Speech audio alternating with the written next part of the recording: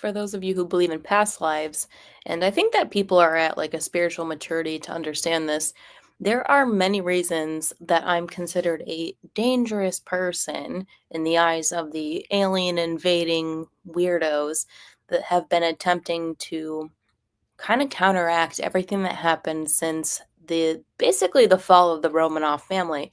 That's where my soul ties come from. It's from the Romanov family. So naturally, in this lifetime, I have reconnected with all of the major players from World War One. I know in my personal life all the reincarnated people of kings or majorly influential people in World War One, I've reconnected with in my lifetime. I know who they all are. Reincarnation, some people believe in it, some people don't. It doesn't really make a difference, but um it's very real for me in my life. And the reason why I know that this world is ass backwards is because the kings of World War One, which were basically a family. We were all related. I mean, it was like Queen Victoria's kids were like spread out and they had taken over Europe and Russia. So, I mean, it's a relation. It's like a relational spirit. We're always going to like come back. We're always going to find each other. And the reason I know that the world is as inverted as it is because we are leading in this time seemingly ordinary lives. And I think that's a good thing because I don't think I would have had it any other way. And the sentiment brings me to, of all the kings from World War One, there was one king in particular, was King Albert of Belgium, who, when World War One started to transition into World War Two, because this is where it gets a bit dicey, it was like he fought hard in World War One, but when it came to World War Two, he was actually kind of like not interested. He was kind of like, I won't play this game. So King Albert of Belgium from World War One in the family, like there's so much more to it. But anyways, like when everything started to like ramp up and get more insane, he was like, I won't do that. He's like, I'm not gonna forfeit. It was like he was like a kind of like a prince of peace in a sense, where he was like, I will no longer participate in this nonsense. Kaiser Wilhelm was sitting on Germany, and then Hitler came in and he wanted to do his authoritarian takeover. And Kaiser Wilhelm basically like had, a lot of these people feel like they had no choice. But it was funny because the whole sentiment that the King of Belgium was like, I will no longer do this with you people. So there's a famous quote. I don't think you can find it nowadays. It used to be easy to Google, but there's a famous quote from King Albert of Belgium. He's like, at least the newspaper won't read that Belgium invaded any country because they fought hard in World War One. But when it continued on, when it got absurd and ridiculous, it was the King of Belgium that was like, I won't do that. And his culture and his influence in that country is still standing and doing well to this day. It's not like Belgium was thrown off the map.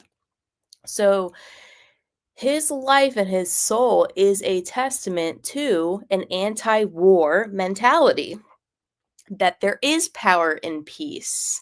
There is power in peace. Did Belgium get wiped off the map? Nope. In fact, there's a ton of culture that has stemmed out of that decision, and I can see it and I can hear it in mostly music nowadays, very anti-war music. And it somehow kind of like blends with like the anti-war mentality of reggae and Jamaica. They were like very peaceful people as well, and their flags are similar. It's like this modern day anti-war hippies. A lot of that culture comes from King Albert of Belgium from World War One, and probably Bob Marley, World War whatever, but the whole anti-war effort from that reggae movement. These men have proved that there is power in peace. Now, everyone else, unfortunately, and it's funny because to this day, my one friend didn't get the vax, he didn't get it, and he's still, to this day, super anti-war. Seemingly ordinary people. I'm also related to the Pope Paul Rancari, who was they say he died of a heart attack, but they killed him because he was about to expose the Vatican Bank. This is depicted in the book Saving Jesus by Mihail Ledwith, something like that. That's the book that was, like, very famous for explaining the reason why this pope was killed was because he was about to expose the Vatican Bank. I'm related to that pope. He was only in pope for, like, 30 something days. Through my grandfather, William Wallace, through Scotland. They were able to throw off, they were able to beat a war that was they were so outnumbered.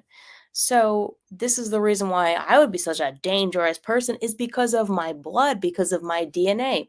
Not only that, we have all reconnected in this lifetime because souls stick together. It's not like people are running around saying like I'm this, that, or the other thing. It's spirit tells me because I can hear from the Holy Spirit. I can hear from God tells me a certain thing that makes me go and look it up, and I'm like, they all look the same. They look the same. People who are reincarnated look very similar to their past reincarnation.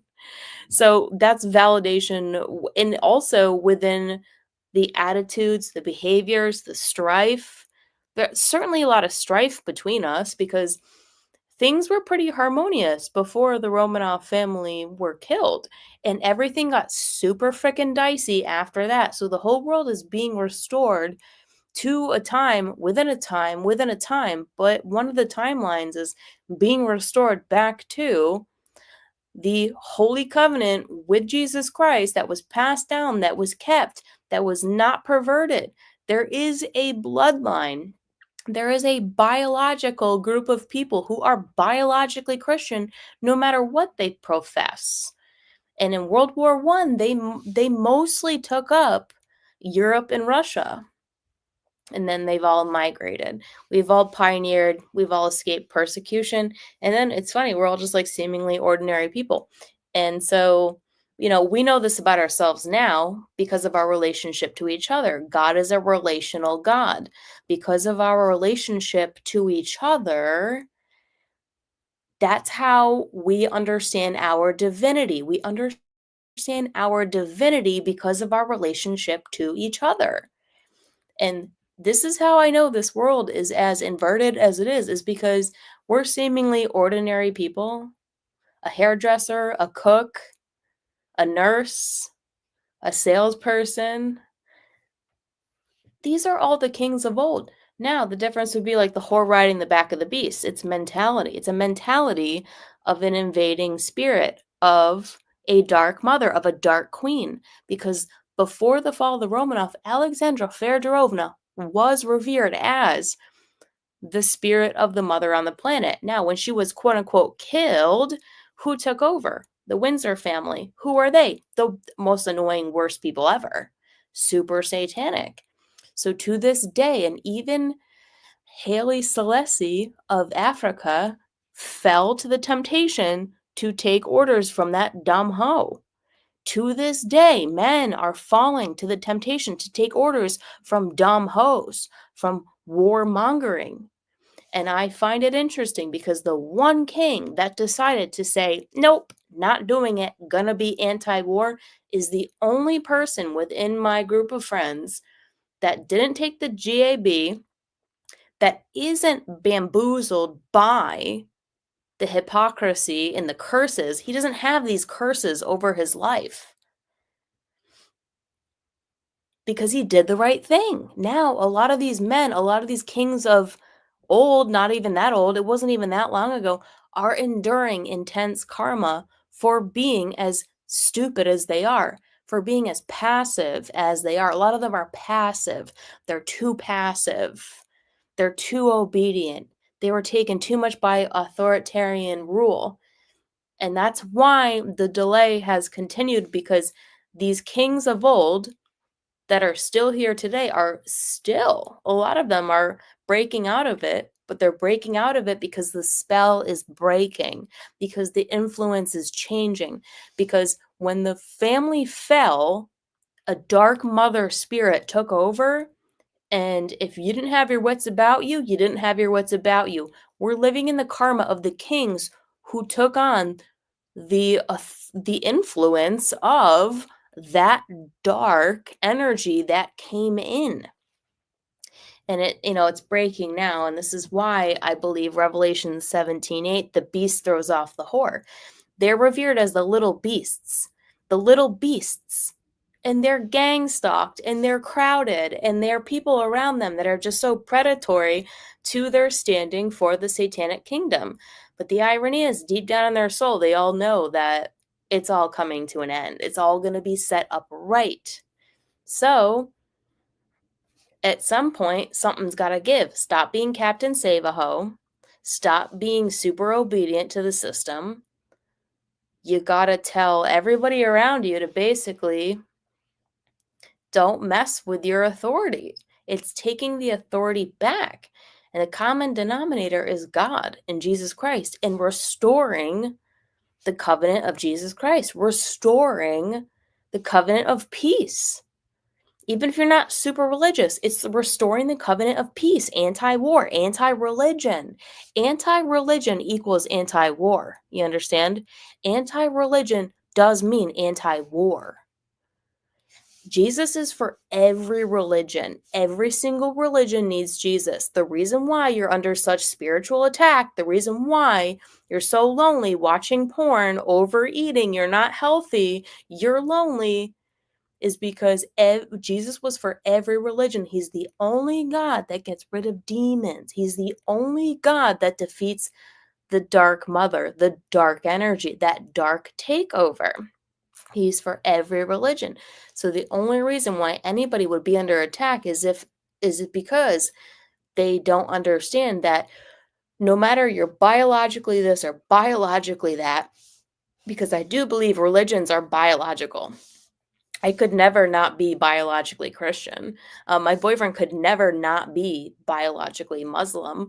But when you introduce Jesus into your life as a means to get rid of the demons, the Watiko, the negative mind virus, the Jezebel, the lust, the porn, the control, the greed, the money, the sickness, the loneliness, Jesus Christ is the only person that does that. He's for every religion. He didn't come to set up a religion, but to set up a relationship. And this is going to be a phenomenon because there will be nothing else. And there will be no one else, because it's getting to the point where these men are sick to death of their lives, their lifestyles, and the people around them. And the common denominator that's missing for them, they're going to find very quickly, is the Spirit of Jesus Christ, because he's the only one that defeats all your demons. That's the God of love. That's the God of restoration. That's the God of peace. Anti-war, God of peace.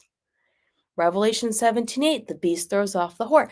This could be a severe warning, because this is going to be a worldwide phenomenon where people are just going to go crazy on a level that you have never seen before.